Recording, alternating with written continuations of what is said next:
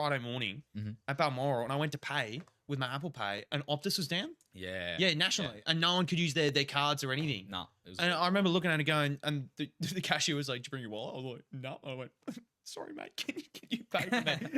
And it was it was my turn to shout for the coffee, so I had to be like, "Please, sir, we paid your card." But yeah, no, it's weird as well. Like, as in, even some with Optus, and you go up to somewhere like Lost Paradise, an hour out of Sydney, zero reception. And then you got people with Telstra and stuff, and they've got 3-4 bars. And you're wondering, it can't be that hard to get a satellite to get you in an area that isn't that far out of Sydney and not too far deep in a valley. So, it has made me consider changing providers, but at the same time, it's just one of those little things that it never's at the top of the list of the of priorities to fix. No. And they've had a couple slip ups now, because they had that pretty much whole day where their 4G, 5G towers were down, right? But then they also had that big data breach in 2023, like that affected insane amount of Australians. Like, it was more than what they had customers. Like, they only had like 5 million customers, but because of the way that the industry works, the collaboration, they end up leaking like 8 million.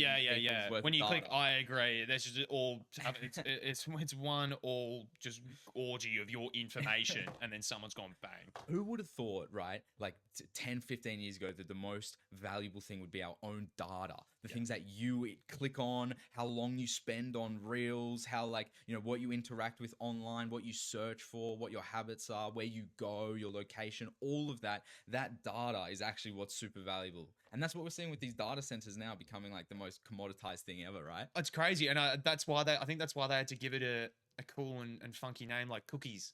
They had to go, I'm signing up to let my cookies be tracked. And you go, oh, that's nothing, that's cute. And then you don't realize the implications of what you've just clicked yes on, which is kind of crazy. But yeah, I mean, that whole idea that it's the third party sharing of data that I think is the concerning bit, because when you sign up for a program or a social media platform, right, you think, okay, I'm agreeing to give you my information and what I'm getting out of this transaction is a product, is a service. But then you don't realize that there's, a group of 100 people overseas in a room who are mining your data to commodify it, and that's the scary bit. Most people don't know what they're giving away. But I say this and I preach the word, and then I don't read the terms and conditions. I accept all the cookies, not even non-functional ones. Just let it be. Because sometimes it's just easier to just click yes than to actually, think about those things. No, what are you going to do? We live in the digital world, right? Everyone uses their phones, platforms to interact, etc. And data and digital assets like that are just a part of the landscape right now. You know what I mean? Yeah. It's part of the ecosystem of being online, right? But you brought up a good point, like the third party sale of this data. And that's the thing, people don't know that. They think Instagram, Facebook, TikTok, etc. just make their money off ads. But no, they also have this big data sharing sort of business that they run. Yeah, exactly. For your personal information, what you do, what you interact with, that essentially shapes our lives. Like, this information is about what's trending, what's hot, what people are into, what the trends are in society and culture and fashion, all these things, music, art, etc. Right? And that's data on our society that's used to shape society, which is pretty insane when you think about it too, right? Yeah, and I think it's those events, it's those extreme breaches of our privacy that sometimes are the catalyst to wake people up and go, hang on a second, what am I really signing up for with these programs?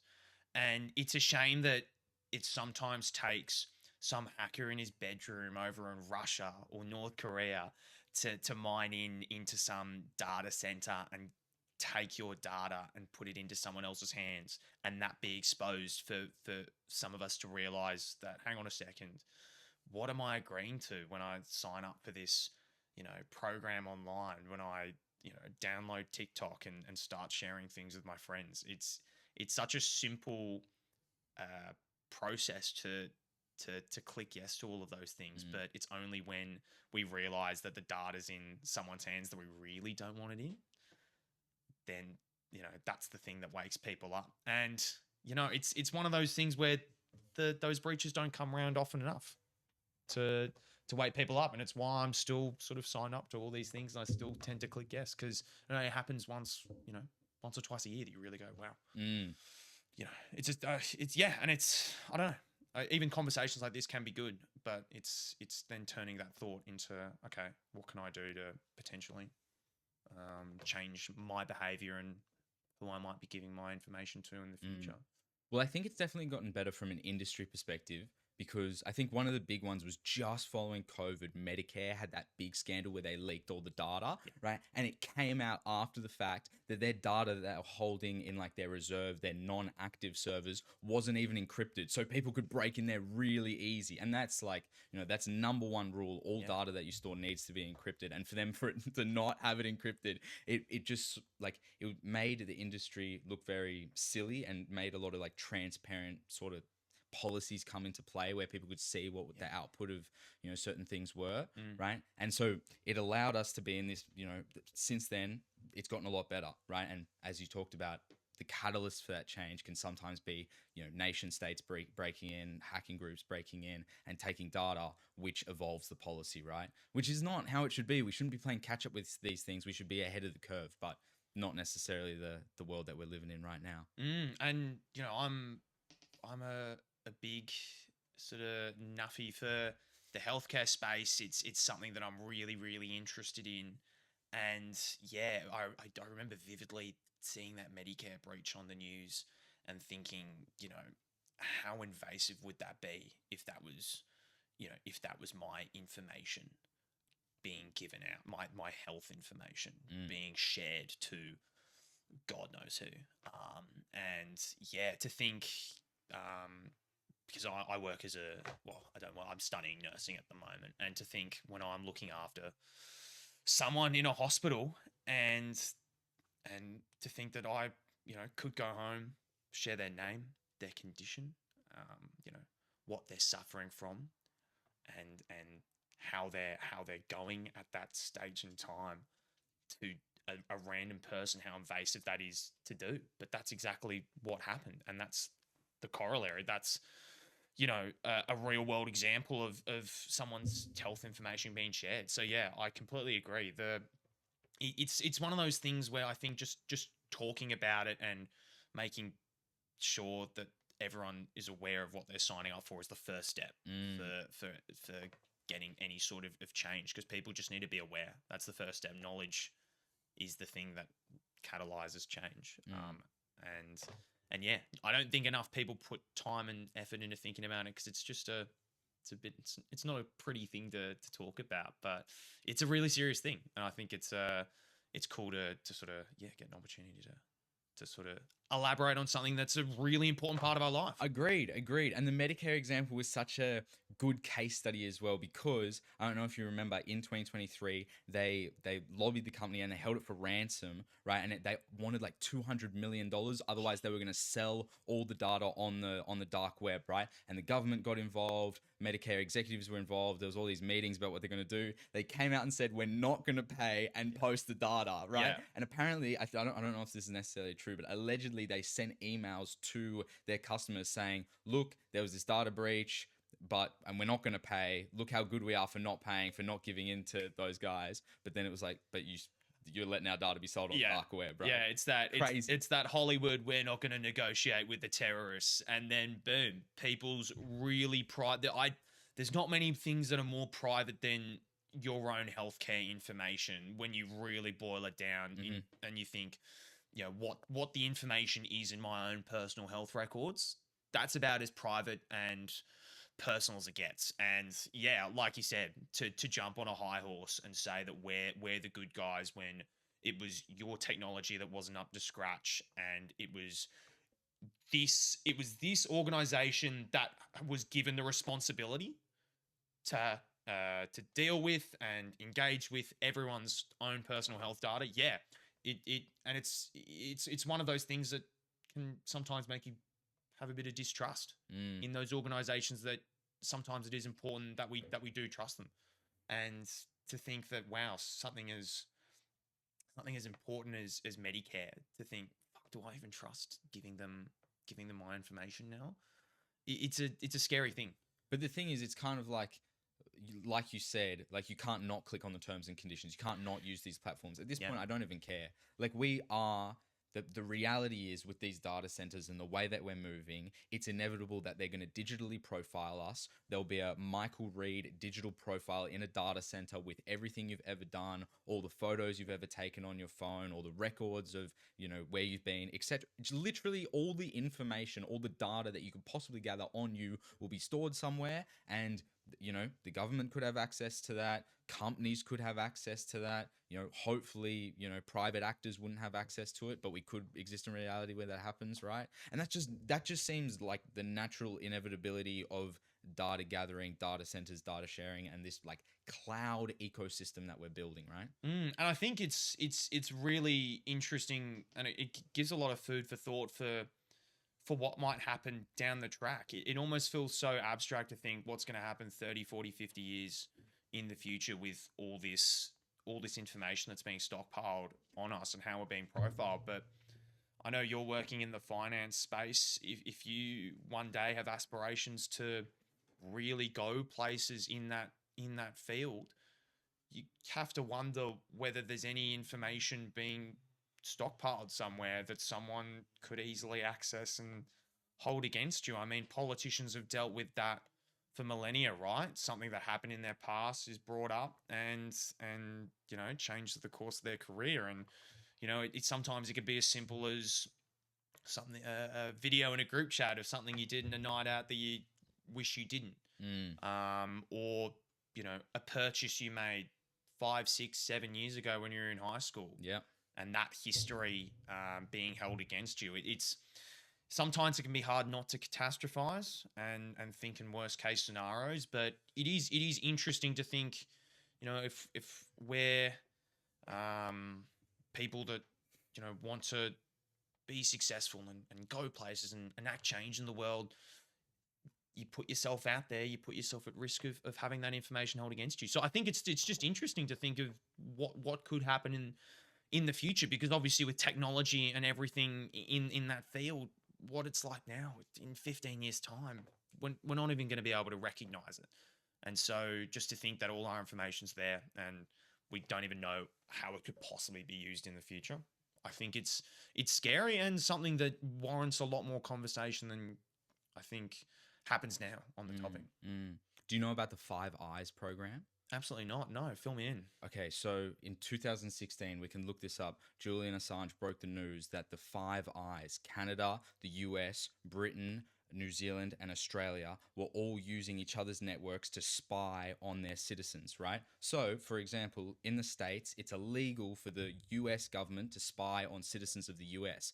But it's not illegal for Canada to spy on US citizens and feed that information directly to the Pentagon and things like that. And that was happening across all 5 of those countries, right? And this isn't like, this is kind of conspiracy type stuff, but it's legit. It's out there. Like, this is the whole reason that Julian Assange was locked up in the UK and they were trying to kill him for so many years. And the US was after him for, for ages. And finally, he's returned home in Australia, which I think is awesome. But it goes to show we don't know what we don't know until these leaks happen, right?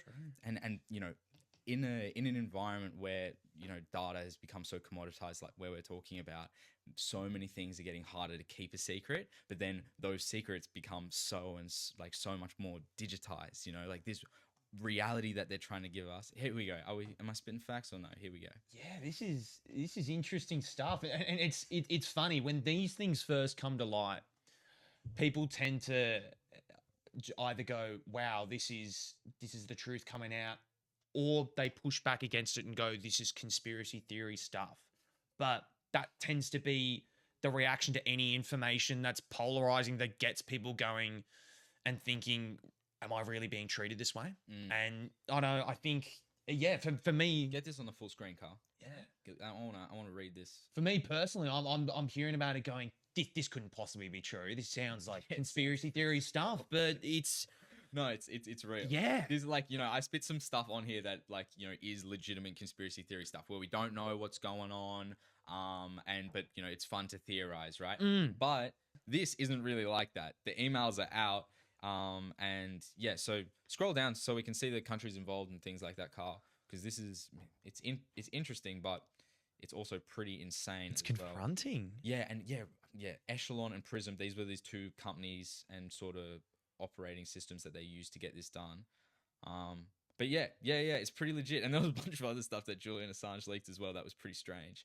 But network connection lost. Anywho.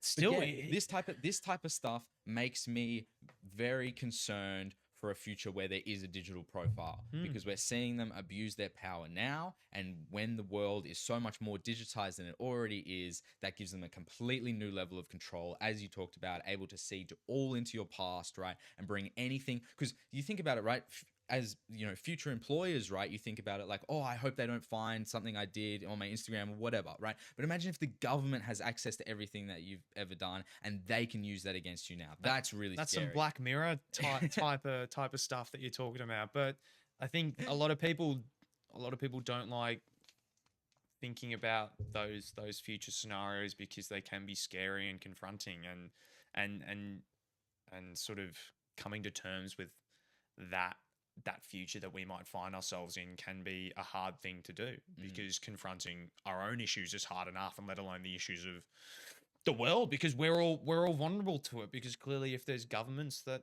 want to commodify our information, then what hope does a little boy in Sydney have to sort of try and combat that? But yeah, it's fascinating to see what value we hold to so many different corporations and governments just because of our activity online, but that value is really just commercial, isn't it?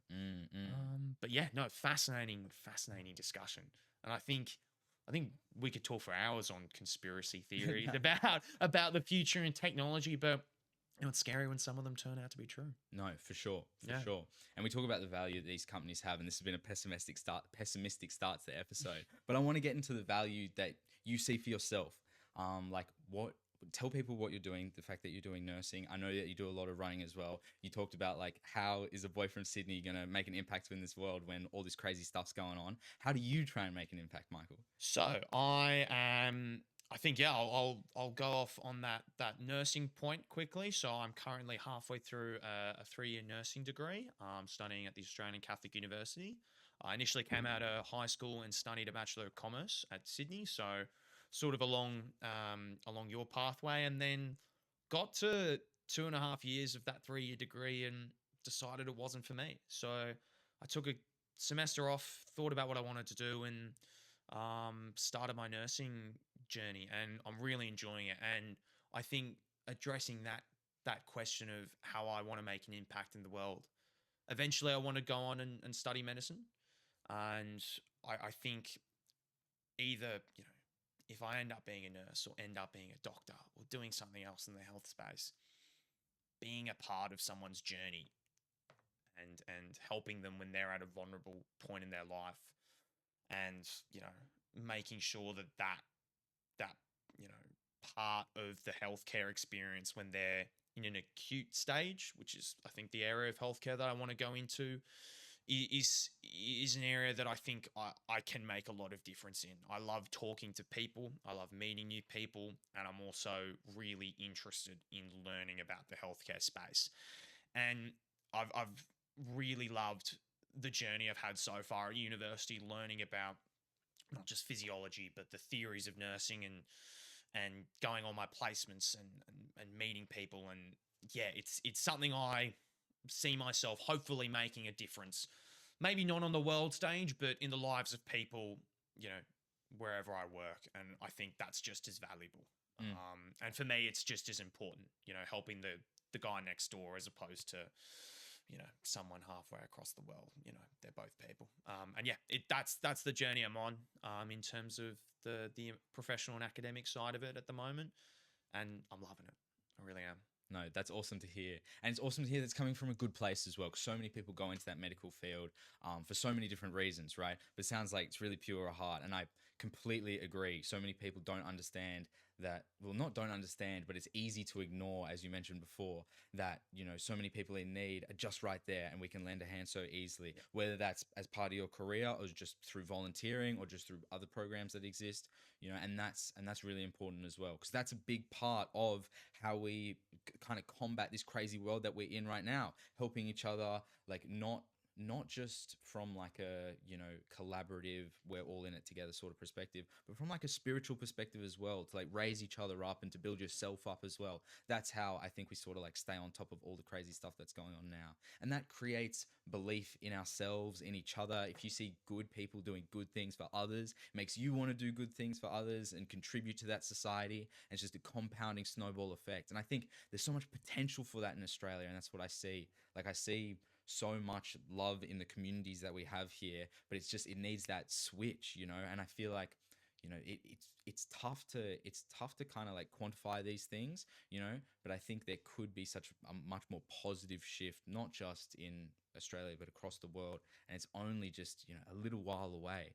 We're so interconnected. We're more interconnected than ever before, but there's so much tension across the world, not just from all the wars that we hear about, but just from little silly things as well. But I think there's capacity for love, and it could happen soon. That's my hope. That's my dream. Yeah, and I think, like you said, we're also interconnected, but everything's so individualized. It's tailored, the content's tailored to you, your algorithm. Everyone's in our own silo, the news we consume, it's all an echo chamber, right?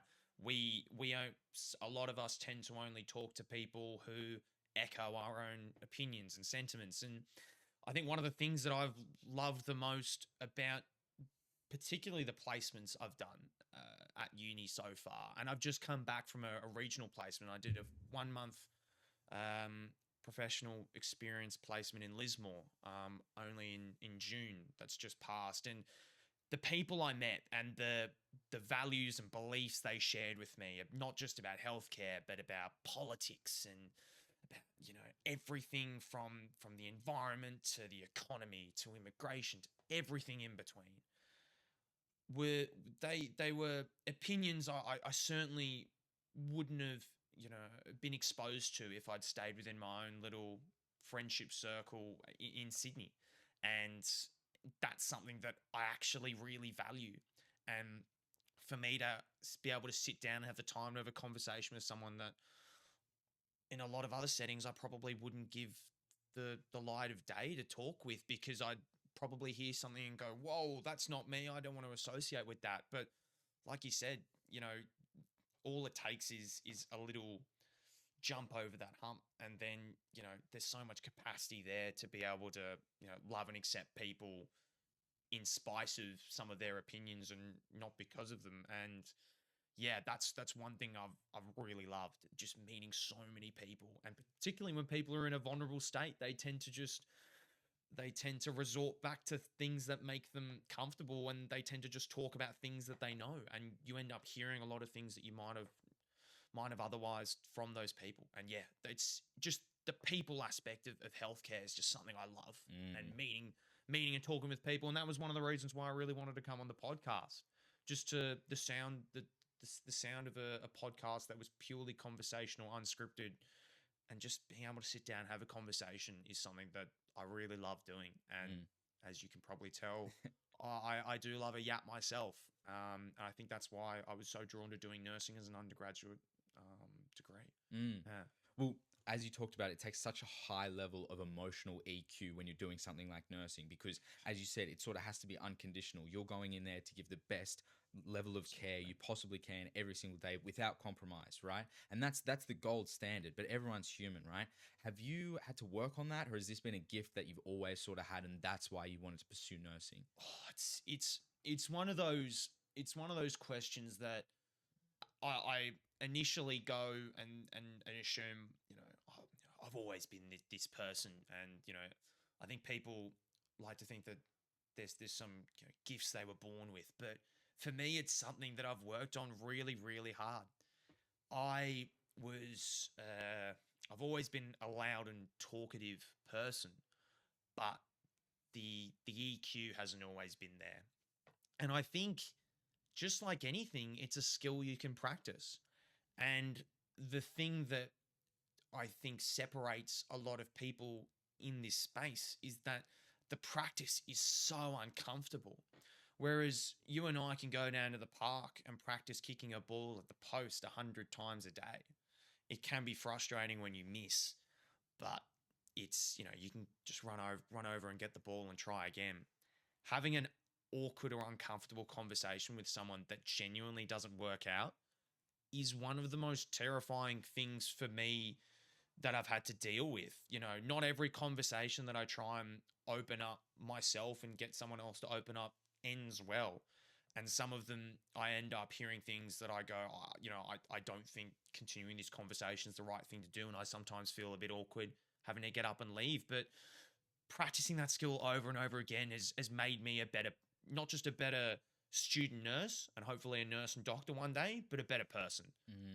But it's that the practice is hard, and it's something I've really worked on. And I know I'm not perfect, and I've got so much further to go. And I see nurses all the time who are leaps and bounds ahead of where I am. But it gives me something to work towards. And I think for me, I'm lucky that I love doing it. I love the being able to work on my, not just my conversational skills, but my EQ. And, nursing's given me an outlet to do that. Yeah. And there's so many different elements of that EQ sort of matrix as well, because you've got like, the way you think about it is the way you've got your conversational skills, how you can balance your tone, your mood, like even being able to like convince patients who potentially don't want to do something to do something and help them along that journey. Absolutely. And then, face confrontation when it arises, all those little things, right? And then just being patient, right? And, there's so many different skills that make up a good EQ, and it's a spectrum, and you can only get better and better and better, right? So what about some of the best? You talked about, you see other nurses who are just leaps and bounds above you. What are some of the good qualities that they have that you're kind of aspiring for? I think one of the best nurses I worked with on my previous placement, she had a confrontation with another nurse about an issue to do with the level of care that was being given to a patient. I don't know the full extent of the situation, but something she said resonated with me. She said, "I'm not here for you, I'm here for the patients." And I remember I sat down with her on my lunch break and sort of tried to delve a bit deeper into what she meant. And she said, that at the end of the day, this is a job. And when you come into the hospital, your responsibility is to give the best care you can to people when they're at their most vulnerable. You're not there to make friends. You're not there to, it's not a purely learning or academic exercise. It's a people industry, and nursing in particular has got to do with dealing with people when they're in a state of vulnerability. And that really resonated with me. That idea that it's not just your life, it's a job, but when you go in to work, your number one priority is helping people to the best of your ability.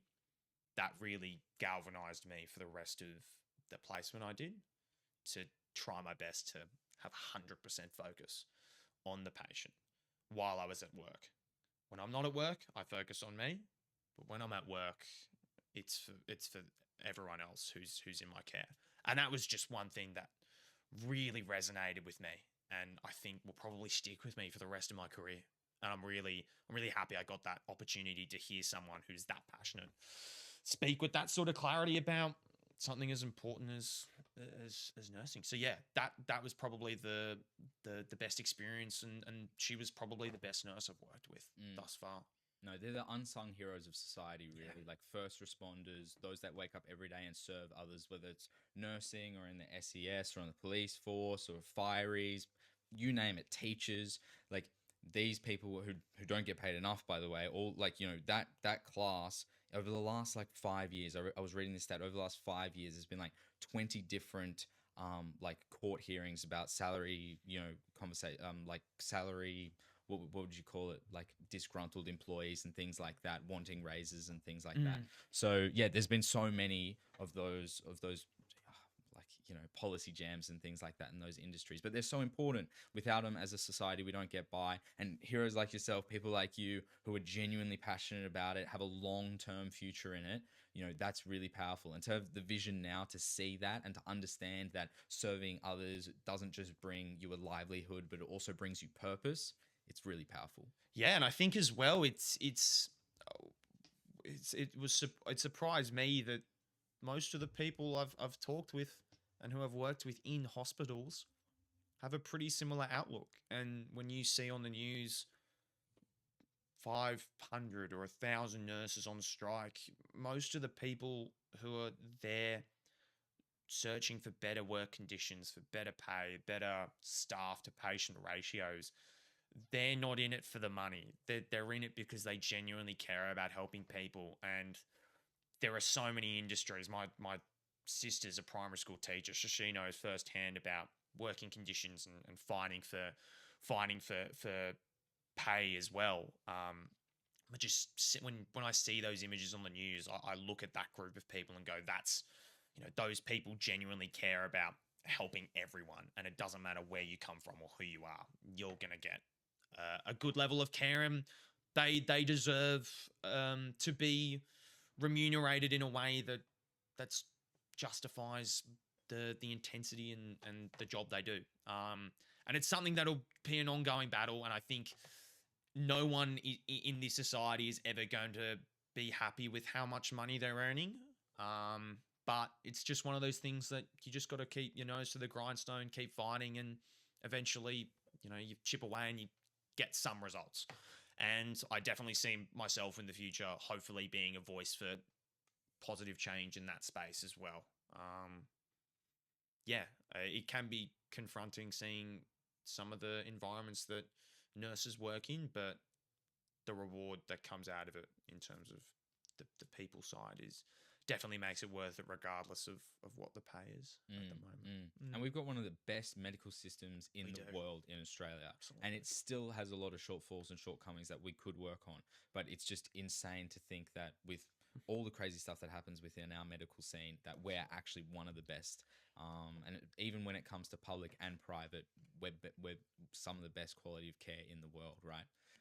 What's been your experience so far when you've been on site doing placements and things? What have been the learnings of being out there, getting the practical experience in the field? It's a really interesting question. Every day is different. I've only done what is it now? 6 weeks of working in a hospital as a student nurse, all up through my placements so far. But every day on the floor, I'm learning something new. I'm working with nurses who are willing and open to teach and learn. And I think for me, the best part about being able to work in an acute healthcare setting and on a ward is the relationships I've built. And everything goes back to the patients. It's the relationships I've built with the patients, and it can sometimes feel like I'm a broken record when I'm talking to people and they go, "Why are you doing nursing?" And every second word I say is patient. It's people or helping, and that side of it. But like I said, that's the best part about it: being able to work on the floor and be juggling the health responsibilities, but also the people responsibilities as well, in terms of getting to know someone and making sure someone feels safe and they're not anxious, while also giving them a good level of care. That's definitely been the most enjoyable part about working on the floor. Definitely just being able to meet so many people. And I imagine it's one of those ones where, you've read all about it, you've studied for the exams, you've done semesters and semesters worth of uni, right? But when you're actually in the environment and there's lives on the line, right? You actually have a patient that you have to take care of. It's a different environment, right? Have you found yourself getting nervous with injury or just anything like that? It's a cliche, but it rings true. The book gets thrown out the window when there's someone in front of you who's actually a real person suffering from a real condition. There's so many case studies you can do in the classroom. There's only so many exams you can study for that can prepare you for meeting someone who is potentially might have some language difficulties, potentially might have some really bad habits that have gotten them into this situation, or might not have a level of health literacy that matches you or I, and nothing can prepare you for that, and that's why it's been such a good thing that they've finally brought in pay for those student placements that we do now as nurses, and it's the same for teachers. They used to be unpaid. Wow. And when you're working in a hospital, you get treated like staff because your level of expertise is about, as a second year student, 60 to 70% of what a full registered nurse is. Mhm. And you're getting thrown in the deep end. And sometimes you forget things. And that's why you're followed around by facilitators and nurses who know what they're doing, because you don't want to screw up, obviously, and there's not too much scope to screw up because you're always being supervised. But yeah, I totally get that point, that no amount of in classroom work or studying for exams gets you prepared for the real thing. And it's not like a medical drama, but it's close to it. Yeah. Yeah. It's as close as you can get. Yeah, and especially if when someone's walking out of their room and they collapse on the floor, there's been a couple of times where I think it's actually a great point that they teach you. I imagine you've had to do a first aid course. Yep. In your time. You think you know what you're doing, and you think you can react well and stay calm in a situation, but when someone deteriorates quickly and someone asks you to do something and you just sit there and freeze, it can be a confronting thing. And that's happened to me a couple of times. And it's a hard thing to go back and reflect on, to think, I thought of myself as the sort of person that, who'd be the tough guy in the situation and be the hero. And then you didn't fight, you didn't fly, you just froze. It's hard, but again, it's one of those confronting things that takes time to practice, and it's a hard thing to do. But only being exposed more and more in a healthcare setting is the thing that's going to get me to that point. And so hopefully, I'm not hoping that another situation like that happens on my next placement. That would be wishing a terrible thing to happen to someone, but in a hospital, it's inevitable, it's going to happen. And I hope that next time I respond a bit better than the times in the past that I've frozen. So yeah, the book does get thrown out the window. Absolutely. Wow. Yeah. That's so, it takes a different level of humility to talk about it like that, right? Because you're being very open and vulnerable, and it is a very open and vulnerable situation, right? You have someone who's literally struggling for their life, right? And you, who's only been in the system for 6 weeks, right, is not expected, but you're first on scene, right? And you have to balance everything from what you've been educated in, to your personal experience, to what's going on in the moment, to all the things you can't control, like freezing up. It's it's a different thing that people in your industry have to struggle with, that people in my industry have no idea about, right? Like sometimes I'll get a little bit nervous for a huge meeting, but nothing like this, where it's literally fight or flight at work. That's insane. Yeah, and it's something that I think brings a lot of camaraderie in the workforce. You see when incidents like that happen, everyone knows their role, and all the experienced nurses and doctors jump straight in, and there's protocols to follow, and ways that everyone follows up after an incident happens. And it happened twice while I was on my last placement, and both times you bring everyone together to the meeting room, you sit down and you debrief and you talk about it, and everyone is pretty open in sharing how they feel about it. There's no Mr. Tough Guy in there. I'm not going to share my emotions. They make sure that you talk about it, because the research says, at least in the healthcare field, that after those incidences happen, bottling up your emotions is not the way to go.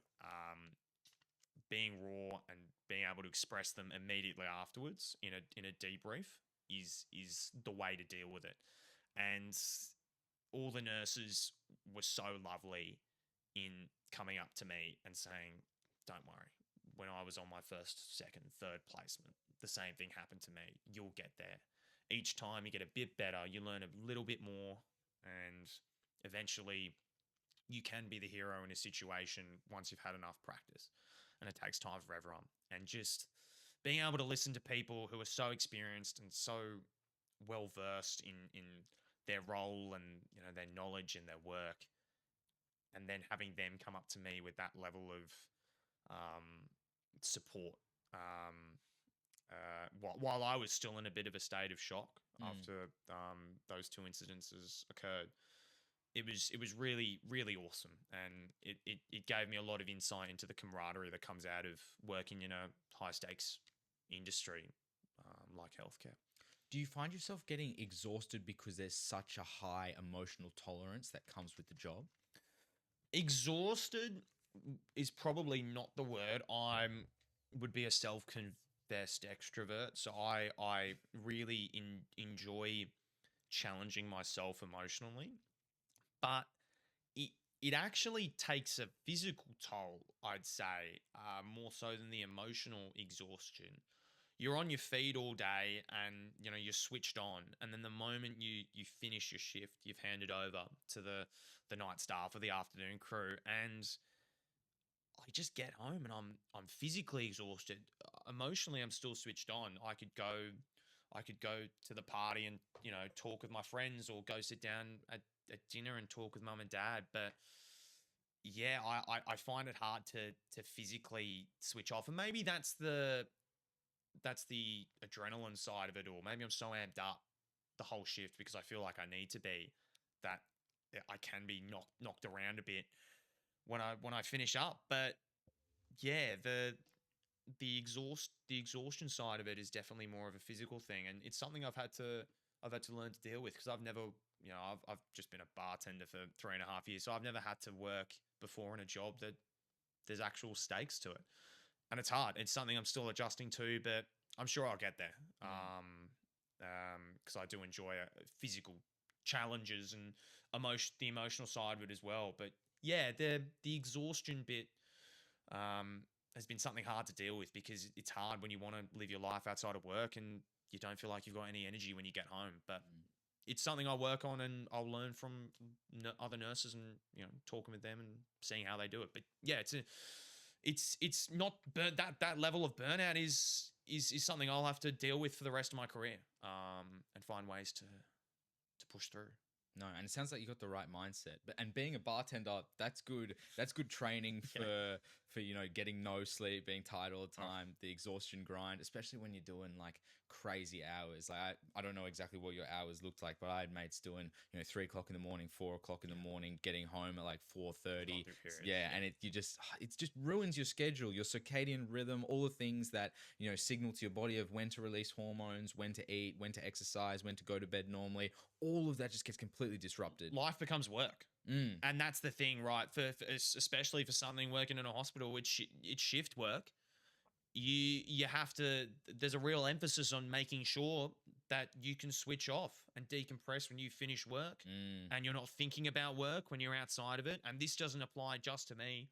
This applies to everyone who works full time or even part time and that have other commitments outside of it. You you you work to live. You don't live to work. And that was another little tidbit that I heard from one of the nurses on my last placement that also stuck with me. Uni's important to me, work's important to me, but there's so many other things in life that are there to do, and just learning to switch off, I think, is a skill I'm still working on, definitely.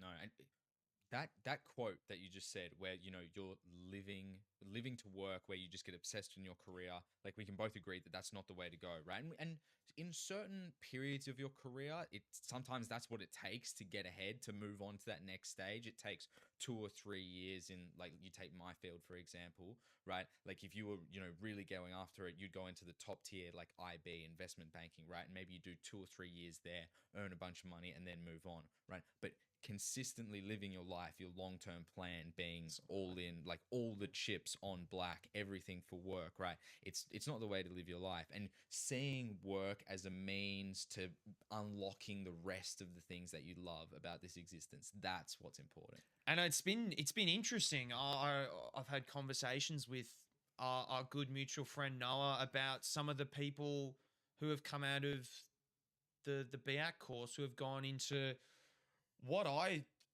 see is unfathomable work hours and conditions. You know, people who are working 7 days a week, they're pumping out 13, 14, 15 hour days on repeat. And obviously they're earning good coin. I think there's one, there might be one girl who works for the Bank of Canada. Yep. Yeah, who Noah consistently says is puts in the most amount of hours, like the most insane amount of hours for her work that he knows of anyone. And obviously you get the remuneration at the end of it. But for me, at my stage right now, when I see those numbers, they're mind-boggling. And I don't think I could manage having a life outside of work in that space. And for some people, I think they thrive off it. You know, not everyone's unique, everyone's different, and for some people, work is the thing that makes them tick.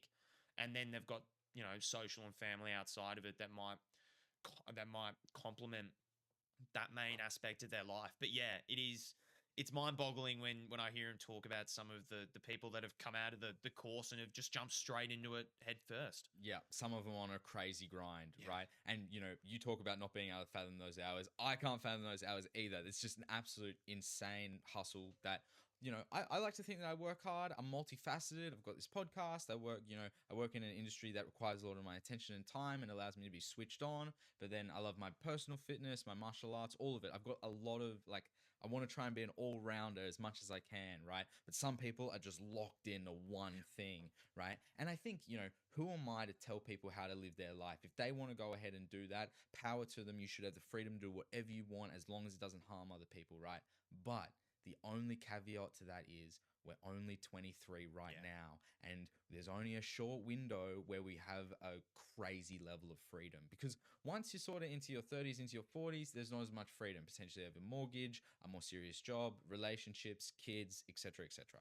Right? But right now, a lot of people don't have those locked-in responsibilities. A lot of people our age are still living at home. I still live at home, right? So it's one of those ones where you have the potential to be anyone, do anything, go anywhere. And that's not necessarily the case in 2 or 3 years, right? For a lot of people, some people try and extend that out, but you know, right now it's the key window for becoming who you are. I think not because a lot of people kind of see it as like, oh, you're just pissing off, right? Like, oh, you're just taking a gap year to do whatever, or you're just kind of like hanging out, not working, bumming around, right? But when you've been in the system for so long, whether that's school, uni, even in a graduate program or in a nursing program or whatever that may be, right? You just get stuck in that mindset and you're like, wait, what's going on? Let me explore what I want to do and who I am. And it never really gives you a break to do that. So you got to force time for yourself, right? And it was that 6 months I spent when I gave up the commerce degree so close to finishing it, and the 6 months I had off,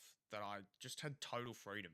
I had zero responsibilities, and it was some of the most uh, freeing and enjoyable time I've spent as a person on planet Earth. I had no responsibilities. Like, yeah, I still live at home. I was just working at the pub, earning enough money to go and live, but I don't know. I'd go out to the park and read a book. I'd walk my dog for 2 or 3 hours instead of 20 minutes in the morning. I'd go to the beach, or I'd drive down to the Royal National Park or Blue Mountains or somewhere. And those little things and experiences that I wouldn't have had time to do if I was at uni, I got to do because I had that time to spare. And you and I, during COVID, didn't have time, the opportunity to do a gap year. Even if we wanted to, we couldn't fly overseas. We were that 1 year that missed out on it. My older sister and younger brother both did gap years over to England, and they both loved it. And for me, I looked at that and wished it was something I could do. And for me, that little 6 months in 2023 was my little gap year or gap half year in Sydney. But I totally resonate with that point that, you know, it's not for you or I to tell someone that, you know, they're not using their time right now while they're 22 or 23 to their absolute fullest. But for me personally, it's something that I still treasure a lot, the freedom I have, because I've still got a while to go at uni. And it's, you know, makes me still look forward to the next sort of 12, 18 months and the freedom I've gotten what possibilities that might come up in the future. Yeah, it's awesome to think of it as like in that mindset, Yeah. like a barren, like not a barren landscape, but a landscape that allows you to expand, and there's so many possibilities, right? And I think, you know, when it comes to, oh, sorry, I lost my train of thought here a little bit. But when it comes to, you know, pushing yourself and reaching out for like goals in your career, you talked about wanting to become a doctor, right? And like, you know, potentially using nursing to like lead that into your career. Is that kind of where you see yourself at the end, or? Yeah, definitely. I'd always wondered what I wanted to do with my business degree while I was going through, and nothing was really tickling my fancy. And there was a little concept that I remember reading about a few months ago that I think perfectly applied to my situation. It's called the region beta paradox. Have you heard of it? No, I have not. So it's it basically says that two people who are in similar situations, the person, let's say they've both got jobs. One person's got a job that they don't really find stimulating. You know, they're there 9 to 5, Monday to Friday, but it pays the bills. Mm-hmm. One person is doing a similar job, but then cops a massive pay cut, right? He now can't pay his bills. You know, he's never liked his job anyway, but now he's in a state where he doesn't know what to do. He quits his job because it's not paying the bills, and he goes out searching for something better. He ends up finding something, and he ends up finding a job that he likes doing more, and he's getting paid a similar amount to what he was before. Two situations, both pretty similar, but the person in the worst situation ends up in a better spot because that worst situation galvanized him to get out. And for me, meandering through my business degree, I sort of knew healthcare was something I wanted to do in the future, potentially do medicine, become a doctor. But commerce was comfortable. It was challenging, but not hard enough. I had a bunch of mates from high school who were doing it that made doing assignments and exams pretty easy. You remember the COVID exams, everyone's online. We'd hop on a call and someone would log in 3 hours before and then film all the questions. It was a piss take, but it eventually got to the point where I went, crap, I'm about to finish this, and if I come out with a degree, do I just have to jump headlong into a career? And it was that moment that finally made me galvanize and say, I don't think this is what I want to do. I'm going to take a step back. And I had a lot of people in my ear going, why aren't you finishing this degree? Why aren't you taking this path that we all thought you'd take? And for me, it was a bit confronting, but it galvanized me to get up out of the situation I was in and go forward into nursing. And I wanted to get into postgraduate medicine. You have to have pretty good undergraduate marks, and I wanted to do a degree that I would be invested in. Emotionally and academically. And the academic side of it, because I love it so much, I'm motivated to study. I'm not finding too many challenges with. The hard bit is doing the placements on top of all that. But that was the reason why I chose it. And I thought this is going to be the perfect gateway into it. And if I don't like it, I know being a doctor's not going to be for me. And I've loved it so far. So it's given me a lot of positive reinforcement that I'm on the right track.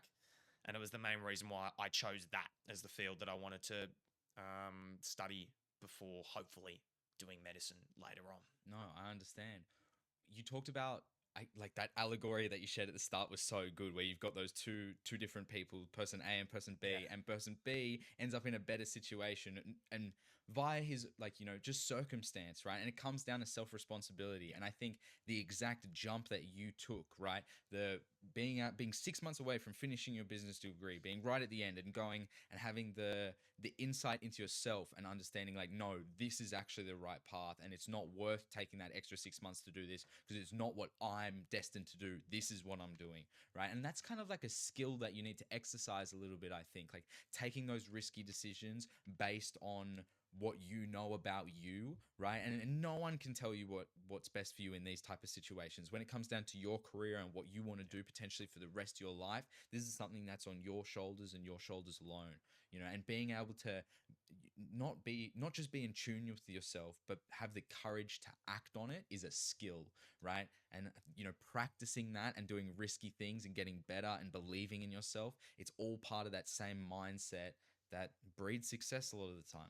And it's one of those things where, you said it yourself, it's a skill you can practice. And it's one of those things where sometimes when we all preach that we're working on ourselves, sometimes there are negative connotations that are attached to it. But it's those little things like taking the risk that you might not have saw yourself taking 6 months ago, or, talking to that person, doing that task or activity. That's a form of self-improvement. And obviously it's a phrase that is almost, it's got an odor attached to Yeah. it. People go, oh, you're going off and going into monk mode and working on yourself. But there's still an art to self-improvement that only because we all know ourselves the best, and we know what makes ourselves tick, and it's just about working on what we know works for us, and potentially even the vulnerabilities and the weaknesses that we have, not just from a physical side but from an emotional side or academic side as well. So yeah, it's been an interesting way to work on. It was an interesting period for me to work on myself, that time I had away. But yeah, it's put me in a much better spot than I think I was before I made the jump. It's such a shame that like working on yourself has such a negative stigma attached Yeah. to it. As you said, it's like a gross word, and like self-improvement books and all that, like it's called cringe. Yeah, you don't want to be gross type caught stuff. reading on the Yeah. bus, Atomic Habits. It's like, but it's ew, like, yeah. yeah, it's gross, but at the same time, it's like, come on, we should be trying to get better as people, right? Dude, we should be you should be championing the person who wants to actually, because who wants to make a change for the better for themselves, because you need to be the best version of yourself to make a difference for other people in whatever realm, whether it's family, friends, work, you name it. If you're not the best version of yourself rocking up to those things, what are you doing? And or at least you need to be trying to do it. And Agreed. it is frustrating sometimes when you see online, you even see, it's funny, it's such a niche example, but you see this like little 8-year-old doing push-ups in his bedroom going, I'm going to be Mr. Olympia one day, and you see the comments on Instagram just flaming him, being like, and sometimes it'll make me laugh, but it's like, oh, it's just a kid trying his best, and we're all just trying our best in the end, and sometimes, yeah, doing things that are uncomfortable, are hard, and telling people about it can make us feel a bit cringe, but in the end, you either come out of it the other side, a better version of you, or you don't do it and you're the same person you were 6, 12, 18 months ago. Because I feel like there's only two camps. There's the people that understand that self-improvement's important, and they understand that they're like, a working model of themselves, and they're under construction. They need constant change and evolution within themselves to reach a better standard, right? And we're all on that journey, right? But then there's another camp that just pretend that they have it all together, I feel. And I feel like, it's also a spectrum. You jump in Yeah. between when it's convenient, right? Sometimes it's convenient to pretend you've got it all together, and then other times you break it down, you're like, geez, I don't even know what's going on in my own life right now. And that's a conversation that we can all understand. Sometimes it feels like we've got it all together, and then other times we have no idea what's going on. And I think that as well, it's probably a good segue into an experience I had only 2 weeks ago, where I like my running a lot, and I had a race that I was really amped up for. I had a time for a 10K that I really wanted to hit, and I didn't get there. And I kept on thinking, what am I doing? Am I this cringe guy who's maybe skipping a Saturday night event, or not drinking on a Friday night because he wants to go out for a Sunday morning run, or something like that? And then am I the weirdo? Am I the guy who's missed out on something for this futile goal? But the thing I think I've found about running that I've loved is that it's just constant self-improvement. It's such a simple thing. And a lot of the time I don't hit a goal, but it's just turning up again and again. And yeah, it was just something that happened 2 weeks ago that I'd been training for it for months and months, and sometimes the things don't work out, but that it's given me so much perspective into that idea of self-improvement, and how in the end you shouldn't really give a crap about what other people think of what you think the best version of you is, and how you want to get there. yeah, it's such a it almost I'm fighting the cringe even talking about it, but it's such an important thing to I think bring up because we tend to bottle it up a lot and just think that it's something that we need to fight ourselves with. Mm. And so many people think that it's something that they just deal with, right? And this is my own battle, but we're all having the same exact internal battle with ourselves, right?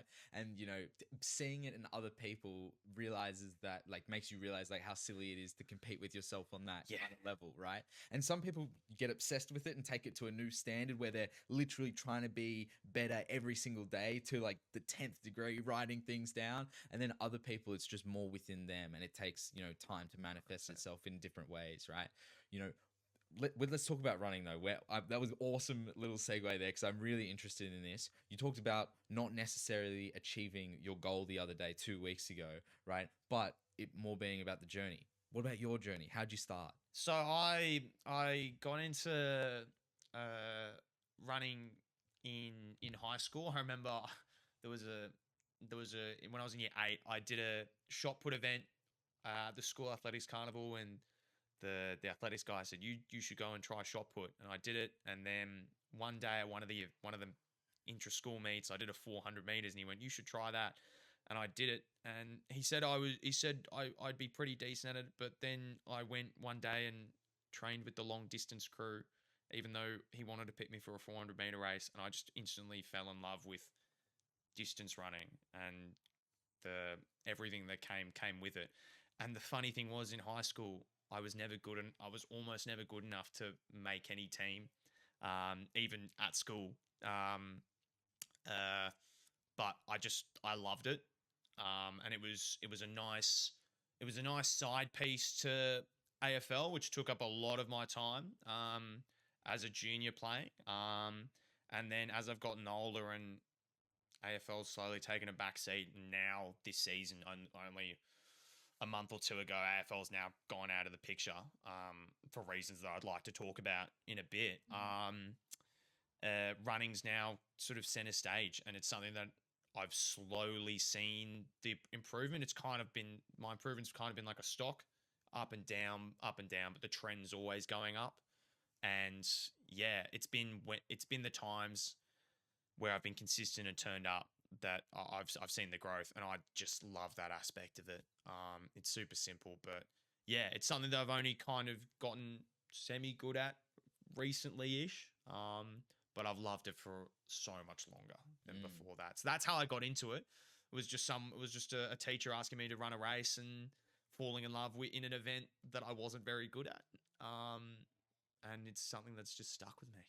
No, well, I know you're being humble a little bit, right? Like, I know because you run with Noah, who we've mentioned on the show. And when I first was because he does the little Strava photos, right? And I was like, oh, they're probably about the same sort of, caliber of runner. And then I was talking to Noah the other day, and he's like, no, he's much better than me, right? And he was telling me some of your times, like, what was your time for the most recent marathon you did? So for the most recent marathon, I ran 2:55. Yeah, which is insane. And I was really proud of the effort. Me and Noah both hit our times, and I almost felt that I almost had the same level of achievement seeing my training partner that went through the entire 16-week program get to his goal as much as I did reaching mine. And it was that camaraderie that we shared at the finish line that I think was the best part about that whole training process, because it was 4 months. It was a long time, and marathon training, when you dive headfirst into it, takes up a large chunk of your life. You're giving up Saturday nights, you've got early nights during the midweek. We'd go on a Thursday morning, we'd do our Thursday morning run, and we'd run a half marathon before work or uni. And it got to those levels where you'd be so exhausted and not be able to do anything else. But doing it with him was incredible. And I was really proud of the time I got, but seeing him reach his goal gave me the same level of joy and achievement, which was a really special moment that I think we both shared. Doing things like that with friends is so important too, because it is a solo sport. Like, running is very lonely, but to be in races with friends, competing, but then also in that sort of shared state of camaraderie. It's awesome. And, AFL is a great one for that too. Like being part of an AFL club is absolutely insane, right? Yeah, I mean AFL. Playing AFL was I've done it every year since the age of 4. It's been such a large aspect of not just my keep my physical life, keeping physically fit, but also the social side of it. I've got lifelong mates that I've played footy with from under 10s, under 11s, all the way through, and even playing footy now to this year. As a senior now, you meet blokes who are 35, dads bringing their kids to games. You've always got the loose unit in the shed, but you've also got the 18-year-olds who are just coming through, and such a wide mix of blokes who sometimes it seems that they might not be as vulnerable in many situations as they are in the change rooms of a footy team. It can be a really powerful thing that brings a group of dudes together, because we don't get many of those things anymore. I know really good initiatives like Men's Shed and stuff have gotten, they get older people together and get them talking about stuff, but footy's such a great way to get blokes together, and every now and again you have a tough conversation, and that's the thing that mixes in with the lighthearted banter, and footy's just so great. Yeah. You're so right. It's an outlet for all those things, right? And maybe it's not footy for older people. Maybe it's golf. Maybe it's tennis. Maybe it's all these different activities that you could possibly do that bring people together, right? And that's kind of not just the solution from a physical standpoint, but from a mental standpoint, emotional standpoint, etc. Right? You talked about you stopped playing AFL just this season. What happened? So I stopped playing footy because of head knocks. Too many. And Hold on, pause. Did you play for North Shore Bombers? Yes. Okay. We probably played against each other. What team did you play? I played for Manly Wolves. Oh, I definitely would. What team? What did you play in? Resi's, Prems. So I've flirted with 2 games in Resi's 2 years ago, and then have pretty much just played the third grade. Okay. And then this year I was playing fourth grade. Okay, all right. In that case, I would have missed you because I was playing Resi's. Manly Wolves, they've got they've got Prems, Resi's, Div 4, Div 5, right? And I was sort of like in between Resi's and Div 4. So I would have, you probably would have been playing Div 3. Yeah, then. yeah, exactly. Yeah, okay, You're wishing there's the team in between. And yeah, I had to give it up because of head knocks. So I've had a history of concussions with footy all throughout my junior years, and you just see on the news what it does to the ex-players. And I came to the year saying one more head knock would be the end of me, and we had a pretty feisty game against a Balmain team maybe 6 weeks ago that I came out of it feeling a bit groggy, and then the next morning I woke up with the most cracking headache, and that lasted for almost 2 weeks. Jeez, 2 weeks? There were mornings I woke up and it would just hit me like a truck. And for a couple of mornings, I'd go out and take the dog for a walk, and I had to take sunglasses just to. It felt like I was still drunk. Yeah. Those terrible hungover mornings, and this is not it. And there was one story in particular. I mean, I'm sure you're familiar with Joel Selwood. Of course. I'm a Geelong fan, so big idol growing up. But seeing. I think it was Adam take his own life at the start of the year, and then his twin brother. I know it's a bit morbid, but it was something that really hit me. His twin brother take his own life only 2 months later, and then hearing the stories afterwards about how they'd struggled, with mood swings, anger management issues, and all the like, and sitting there and going, I'm playing amateur footy. I don't want to end up anywhere close to that situation. What am I really doing here? The social side of it's great, but I need to look after myself. And it's hard because, like you said, we're 21, 22, 23. We have so much freedom. Life in 20, 30, 40 years time feels like this abstract concept that doesn't even exist. Like I know I'm not going to be the same person in 40 years time. So in a way, why should I care about that person? But I needed to take a step back and realize that there were bigger things in life. I talked to a few people,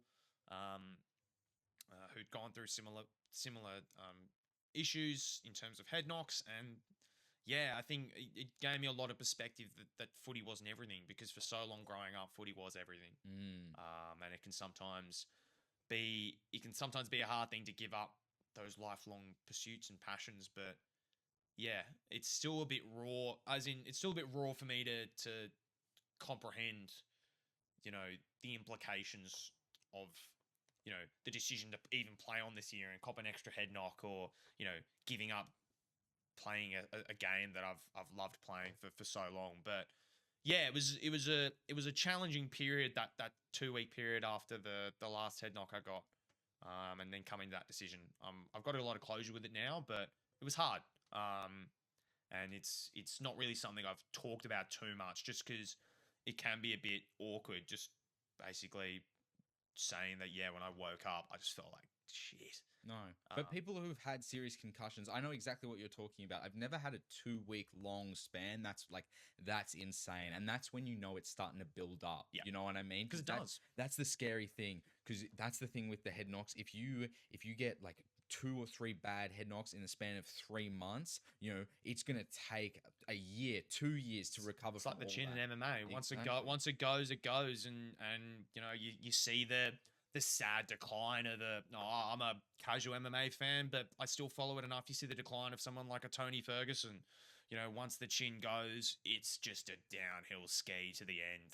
And I didn't want to be that bloke who was copping a bump to the shoulder, and then his head gets a bit of whiplash, and then you're already on the floor.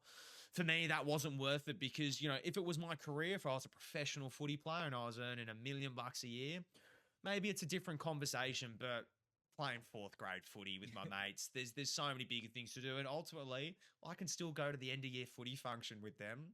I can still rock up on game day and run the waters. I'm just not out there playing, and coming to terms with that's been hard. But yeah, it's been a change that I think had to happen, and it was coming. No, it's a very mature decision of you. 'Cause Yeah. I wish I could say that I was mature enough to make that decision. I stopped playing footy this year to focus on martial arts, where I get hit in the head way more than I get hit in footy. Yeah. Like, I was playing footy and I was like, this is a great break. My CTE is going to get better. But then I was still copping some head knocks in footy. I didn't have any bad ones, thankfully. But like, I've experienced kind of like the manifestation of getting hit in the head a little bit, not necessarily where I've had like terrible pains or headaches or, forgetful or anything like that, but my vision is deteriorated over the last 4 or 5 years like nothing else. And you reckon head knocks have contributed to that? I know. Like, Yeah. I literally get hit in sparring sometimes. I'm like, oh, You did double vision? Yeah. Yeah. Like, literally, we just went from 1080p to 720, and it's like, Your 400 ping on the guy who's throwing the punch. But the thing is, it's for me, my eyes are so sensitive as well. Like, if I stare at screens first thing in the morning, my eyes are cooked for the whole day. Wow. Like, it's not like Yeah. I can't. By the time I get to the end of the day, I can't see anything. It's fascinating how it hits the stories. It hits everyone differently, because obviously your brain just controls everything, and that is the scary part. Like, for me, I didn't want it to get to a point where that was going to be me in 10, 30, 40 years time. So yeah, it was a tough thing, but it doesn't stop me from sitting down at the pub with the boys and watching the UFC.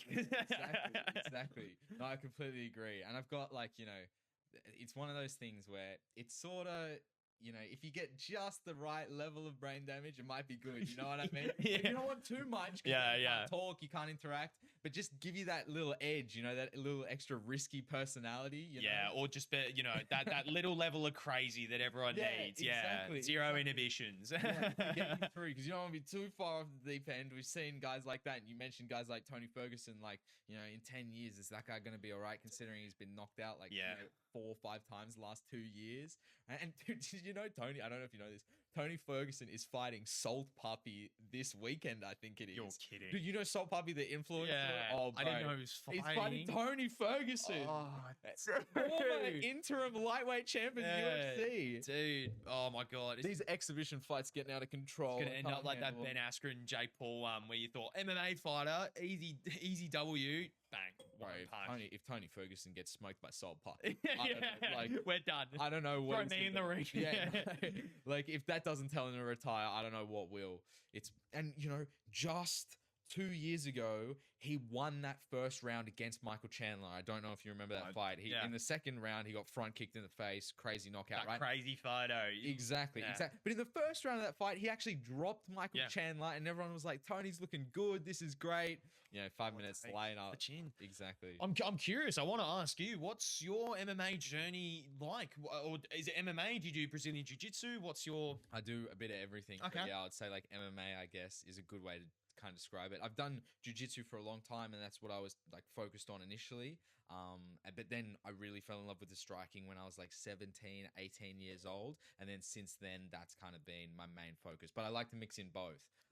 And I've done, Muay Thai camps in Thailand before, done a few fights both over there and here, and it's been absolutely insane. So no, I'm a big martial arts fan, not just not just like for on the screen in the UFC, but practically as well. It's something I love. And I've got a friend, Marcus. He did his first professional boxing fight only 3 months ago, I'd say.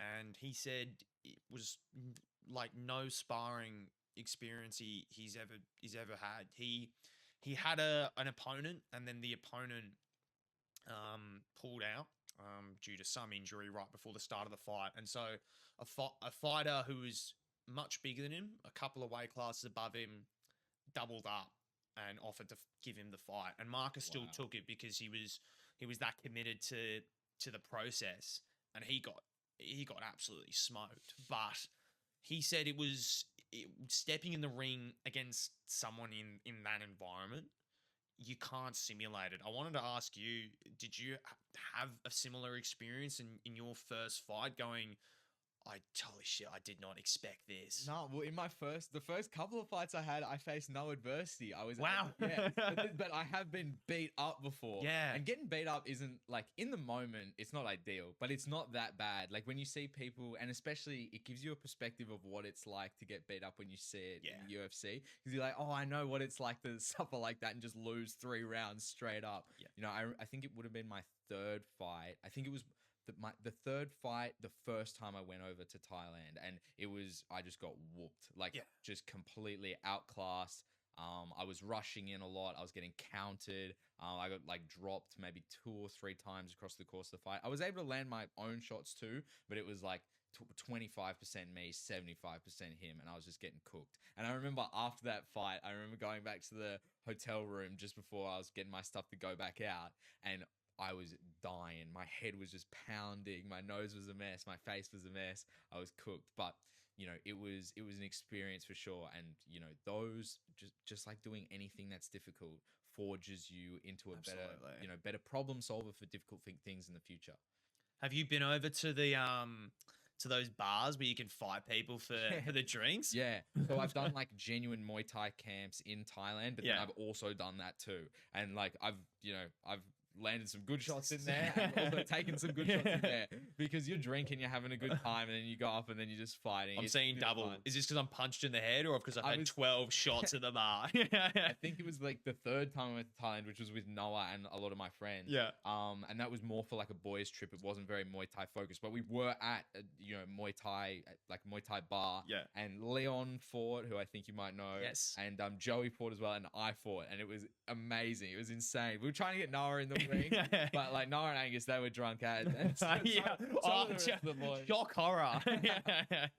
But no, it would have been funny to see him get in there, because it's a bit of fun, and to me, it's more than fun. To me, I'm willing to sacrifice, potentially my eyes, my brain, whatever I need to do it, because I just love it so much. And I think that's why jiu-jitsu is so awesome, because striking, I absolutely love the striking. I like sparring. I sparred with my brother yesterday. We absolutely love it. But from a safety perspective, the jiu-jitsu gives you an outlet that's still competitive without taking head knocks, which is really important, right? The art of it as well. I mean, it's funny when we've got a couple of friends in our friend group that enjoy a bit of jiu-jitsu, and they'll always try and show off what they've learned the last sort of month or two at whatever gathering we've got at someone's house. We go to the back lawn and they'll show us their tricks that they've developed. And when they actually put you in a vulnerable state by wrapping you up in some contorted way, you almost feel like there's an art to it. Even when you've got an armbar, you're locked in an armbar or something, or they're going for a guillotine. But it's kind of the setups. Even just watching two of them go at it and seeing the technicality of it all. I think it's you sometimes sort of watch the sports and go any combat sport and go the brutality that's on show, but you forget that there's an art behind it as well, and there's a reason it's the third of the name. There's the martial combat of it, but it's a beautiful art. I love watching. This is a personal preference of mine. I love the fighters like Merab, the Khabibs, the Islams, who they've got the striking, but I love seeing someone just punish someone with wrestling, with jiu-jitsu skills on the floor, and it doesn't bore me one bit watching a fight that's technical and on the ground, because I'm focused and engaged on what's going on. I don't understand half of the movements, but I think it's a show of strength and skill that sort of almost surpasses just the sheer brutality of of pounding someone when they're both on their feet. And yeah, I enjoy that side of watching it as well. But yeah, I personally could never do it. Just because I'm quite a slight fella. But that's not true. You're not slight. I don't think so. But like, I reckon you have good proportions for definitely jiu-jitsu. You have long arms, broad shoulders. You be able to create a lot of leverage. Like, I've got good proportions for striking, especially at like a smaller weight class, because I'm very compact and I can generate a lot of like torque. What weight class are you? I would be like 66 kilos, okay. But I'd be cutting down to that, right? So I'd lose like between 5 to 8 kilos to get down there. Yeah. But at that weight class, it would be really that's an effective weight class for me to fight at, because I can generate a lot of torque while being smaller. And a lot of the guys will be bigger than me in that weight class, but it might not matter if I can connect, right? And then I've got the grappling to hopefully back it up too, right? But no, I wouldn't say that. You've got good proportions for jiu-jitsu, at least for sure. And in a way, it seems like the most inaccessible sport for some people. But I do a walk every week over from where I live at my mum's place to my dad's house, and the week I go past it's called Legacy Jiu-Jitsu in Redfern. I walk past there, and I see everyone from the black belts to all the way down to white's the first one. Yes. Yeah, and you see it's all shapes and sizes in there giving it a go. It's kind of cool to see a sport that seems inaccessible actually be open to everyone who's willing to give it a go. And honestly, from what I've heard from people who've tried it out, the first couple of sessions can be boot material if you've got an instructor that's willing to push you. And to be fair, that sort of physical challenge does interest me. Yeah. First couple of sessions, first year, first 2 years. You still find that now? You're just getting beat up. Yeah. Like especially me as a smaller guy, if I'm in a gym where there's really highly skilled professionals there too, I'm just getting beat up a lot of the time, right? And it's just a privilege for me to be there training with guys who are so talented, right? I found that especially when I was at the UFC gym in the city, because you like during the day and in the mornings that have like cardio kickboxing classes, but then like 6 p.m. would come around and it would be technicians in there who are really training on, not just like, as we were talking about the jiu-jitsu, not just the jiu-jitsu, but mixed martial arts as an art, being able to weave it all in, right? And that's what I really love doing, because that's why like mixed martial arts sparring, like not sparring, because sparring, like a lot of people think sparring, they're just trying to like smash the shit out of each other. Yeah, exactly. Those videos you said. Exactly. Yeah. That's not the sparring I'm talking about. I'm talking about like Muay Thai style sparring. I don't know if Carl could even pull up a clip of this, of what Muay Thai specialists look like when they're sparring. And these Muay Thai guys, they fight for a living, so they can't afford to get injured in training or take any head knocks outside of their fights.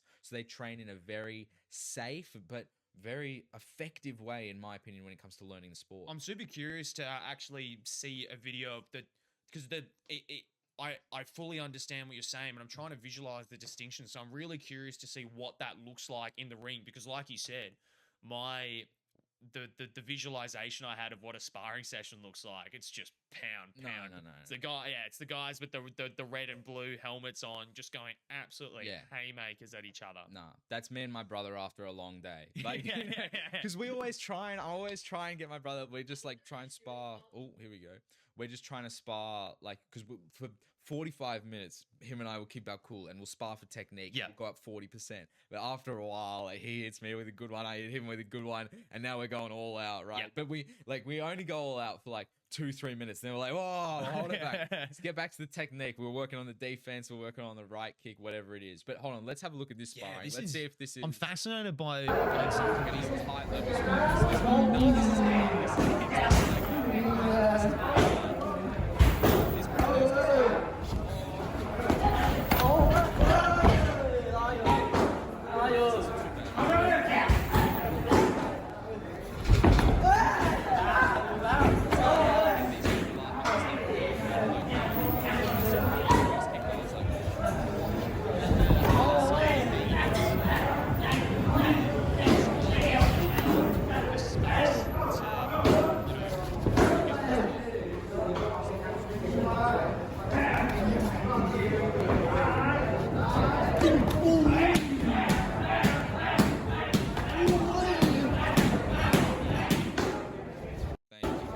Yeah, Sorry, I was no, it's all right. No, it's obviously competitive, but yeah, what I sort of my imagination and what I thought of sparring was, yeah, you're not giving your opponent any opportunity to work on the skill of the sport.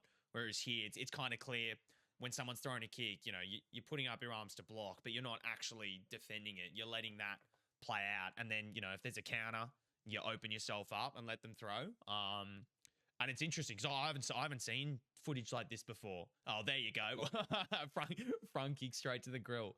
But yeah, and I think as well, it's footage like this that it kind of goes to show why a sport like MMA has far surpassed boxing now as the primary combat sport that I think people watch, because I think people are searching for something with a bit more substance than just the sheer brutality of two blokes going head to head punching. There's obviously a beauty of it, particularly when you get to the heavyweight division and you just see two of the biggest specimens on planet Earth throwing haymakers at each other. But there's so much more to this, and even just watching this sparring session, in a way, I'm almost transfixed by it. I could watch it for hours just because there's so much going on. I don't even understand half of it, but it's so fascinating to see all the fakes, the feints, the counters, Exactly. what's going on here. And just pause that for a second, Carl. But these guys are quite high level for people watching at home, because they're like, these guys are joking around throwing, but they're throwing quite quickly and quite fast. Like, if I was sparring, especially if I was sparring with someone new who I haven't trained with before, you want to start a lot slower than this, because you want to understand their movements, how they work, make sure that you're reading the situation correctly and able to get your defenses up so that when they do throw the high kick, you can defend and you've got time, because that's what it's all about. It's simulated practice, right? Yeah, exactly. And then you work up and you build the speed over time, right? And that's kind of like the excuse that me and my brother used to just beat the shit out of each other. Yeah. We're building up to it, right? We're building up to 100%, and then we end up just throwing full hands. But that's the thing. Like, you need to train intelligently when it comes to especially things like Muay Thai, kickboxing, boxing, the sweet science of striking, right? You can't necessarily just go all out and be sparring once a week, twice a week, full on, because you're going to get brain damage. You're not going to be able to read the sign 20 meters across the road. Like, it's not going to work out for you if you continue to put your head under such pressure, right? That concept's really interesting. I remember watching a Rogan episode with an MMA trainer, and he was talking about why the Dagestanis, well, one of the reasons why the Dagestanis are so much more effective in terms of their longevity in the sport, their cardio, why they can just grind other fighters down from other parts of the world. One of the reasons that he mentioned was their training patterns and how they structure their training week.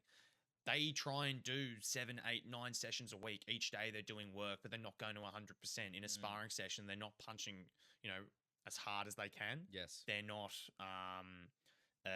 they're not going until exhaustion in any sort of environment in the gym. Whereas the American mindset is 2-3 days a week. You absolutely grind. You put your nose to the grindstone and you hustle. And including in sparring sessions, you're working on not just yourself, but working on your technique to be able to punch someone hard.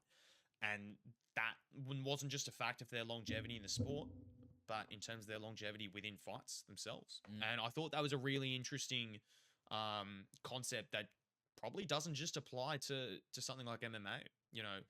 being able to be consistent and put runs on the board 7 days a week is probably a bit better than burning yourself out 2 or 3 days a week. But yeah, he used it as an example for one of the reasons. But there's so many others, but why a group of people from such a specific part of the world just dominate a sport that is so globally recognized. And it's interesting to sort of think about, how you could apply that to any other field. But yeah, this idea of not going all out in your training and actually, being in a space where you can work on your skills.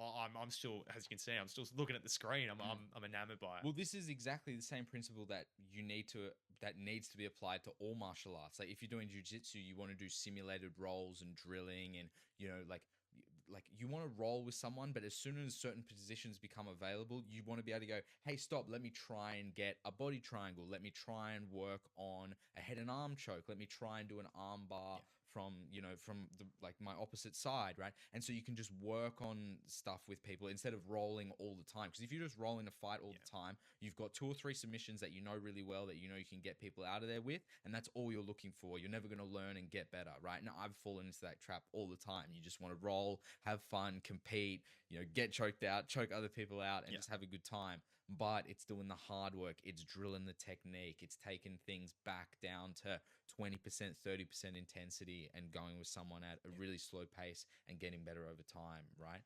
We talked about running before and how it's a slow grind. You're doing a 4-month camp essentially for, a 1-day event in this marathon, right? Does that principle from martial arts apply to running in that same way, where it is that slow process? Absolutely, 110%. It's particularly for an event as long as the marathon, and even seeing Angus do his 100K race and seeing how he trained for it. Obviously, his performance was exceptional, but the injuries he's had to deal with afterwards was probably a result of not putting runs on the board consistently. I think you taking a step back and realizing that obviously you're training for me at least, I'm training for an event, but there's so much more afterwards as well. And it is a lifelong pursuit. And it's something that, I'm always trying to work on, being able to consistently, it's gotten to the point now where I've only just started being able to run 7 days a week, and being able to do that, it's exponential. It's kind of like downhill skiing, but you're like a rocket going up instead. But it does take time to get to that point. I've dealt with so many injuries and to get to that point. But yeah, definitely, I think that idea that I was talking about, being able to do 7 sessions that are, you're not burning yourself out on, as opposed to doing 2 or 3 really hard runs, which is probably the stage, particularly talking with Noah, the stage he was at for a bit, that he's slowly getting, moving into more consistent running. It's when you start putting the runs on the board that you start to see the reward come out of it. And the corollary with martial arts is definitely there. It's concrete. And that forced, structured, adversity, I guess you could say it, right, builds that skill within you, not just to overcome injuries when it comes to running or when it comes to the actual sheer exercise of doing, 42 kilometers, whatever it is, or 100 kilometers in Angus's case, right, which is even crazier. Right, it takes a different type of mental fortitude, right, and building it up, getting the runs on the board, not only from a physical standpoint, but from a mental and determination standpoint is important as well. And I think the friction that comes with doing those challenging things, not just with the actual exercise effort itself, but just mornings where you don't feel like getting out of bed and you push out and do it anyway because there's something on the program that you need to do. Or Noah goes for a run in the morning and I slacked off and slept in, and he texts me and goes, why haven't I seen this run on Strava? And I go, crap, maybe I do need to go out and do this run. The friction that you overcome, it can build up, but it makes the reward that much more worth it at the end.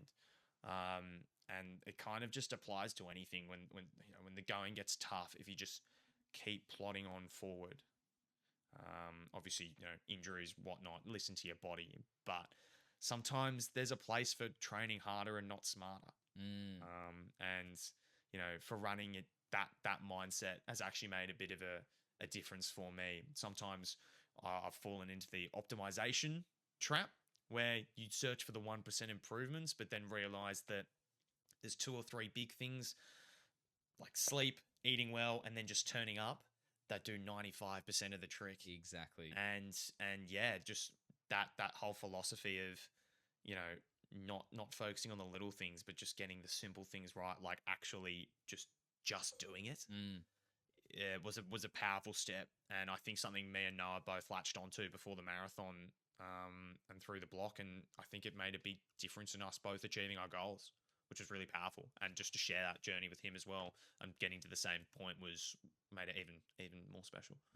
And it's crazy how that the most basic of concepts when it comes to sleep, diet, exercise, schedules, circadian rhythm, all those things that are essential, not just to be able to run, but be able to be our best selves going into any situation, right?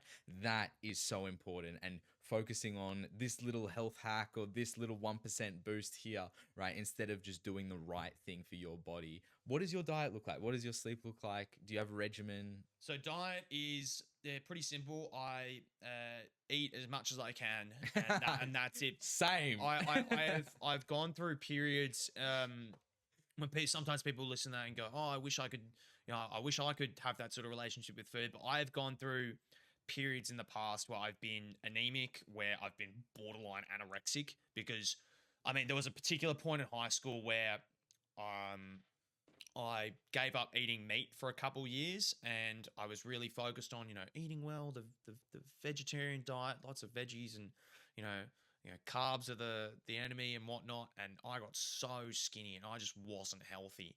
And then so you weren't eating carbs, but you weren't eating meat. So you're just eating like plants and fruits and things, lentils and fruits and shit. Yeah, that's yeah. And I remember I went to the doctor in year 10, and he, instead of prescribing me a medicine, he gave me iron tablets and prescribed me lamb cutlets 3 times a week. Yeah, good on him. And I went, okay, yeah, fine. So I haven't looked back from then, but I need to, with the amount of activity I do, if I don't eat as much as I can and make an intention to do that, I fall back into the habit of, of not eating enough, and then, looking in the mirror and going, oh shit, I've got a little bit here, maybe I should, not eat that chocolate or whatever. It's like, no, just get the fuel in, because I'm burning it every single day. So nutrition's pretty simple for me. I don't really follow a plan. The plan is just eat, and eat. And then sleep. My sleep hygiene used to be terrible. It really did. When during high school, I was at 2 a.m., 3 a.m., like go to bed, play Fortnite halfway through year 12 during my HSC trials. But yeah, it's become something, and like I said, it's one of those simple things that I've changed my opinion on a lot, because it's not pretty. Fixing your sleep is one of the simplest things you can do. That I think I read somewhere that it's the best form of doping you can do for any sport. Getting however much sleep your body needs, but it's not glitzy, it's not glamorous. You're not doing your red light therapy or getting your ice bath in or your ashwagandha before bed. It's actually just doing it. You spend a third of your life sleeping. Make sure that you're getting enough, because it gives you the fuel not just to perform physically, but to do everything else outside of it as well. And for me, I notice my running takes a hit, not just after a big night out with the lads, but if I stay up to 3 a.m., then I have to be up at 6 or 7 for uni.